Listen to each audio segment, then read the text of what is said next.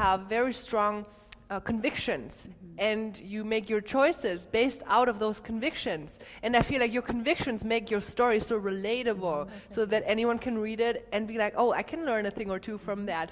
Tell us about those major principles that guided your difficult decisions. The whole tone of the book, I wanted to write the book for the woman who was me at the time that I was going through it. The book is somewhat 10, 15 years removed from my life now. And so I wanted to go back and write a book for someone who was going through what I was going through at that time and who could relate to it. I was a divorced single mom on television trying to keep my mascara from running on the 5 o'clock news while I was putting my life back together, learning to be a mom, this wonderful new job I had, and then putting my life back together. And how do you do that?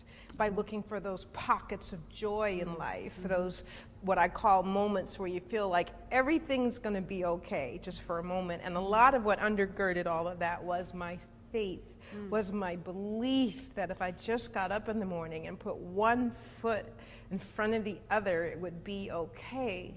And when you're at your greatest moments of despair, you know, when we look at resilience in life, those people who come through resilience are those people who have some sort of foundational belief that's unwavering. And for me, it was my faith, my belief in God, my Christianity, the things that I had learned as you learn about me in the book, read about me in the book. I've gone to church since I was in, you know, my mother's belly, really. And I grew up as a lifelong Christian, and so a lot of those principles were embedded into me.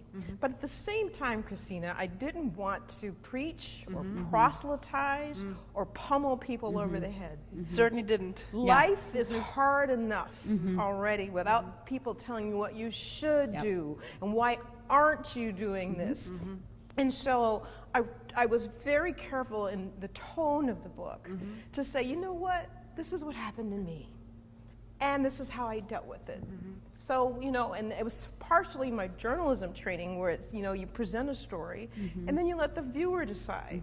I presented my case. I presented my story very transparently, very authentically, very truthfully, and then let the reader decide about, you know, the decisions that I made may not be the right decisions for her, but they were the right decisions for me. But the underpinning of it all was a scripture, really, that when I sign my books, I always sign it, and it's Psalm 16:11, which says, in your presence there is joy forever and pleasure forevermore, which basically says in the presence of the Lord there is fullness of joy. And he came that we would have abundance in our life, that we would have joy abundantly. And if there was one thing that I believed when I was going through my difficult moment, is that I was created for joy. My Creator created joy. And so I'm going to put one foot in front of the other and find it. And I believe I did. Yeah.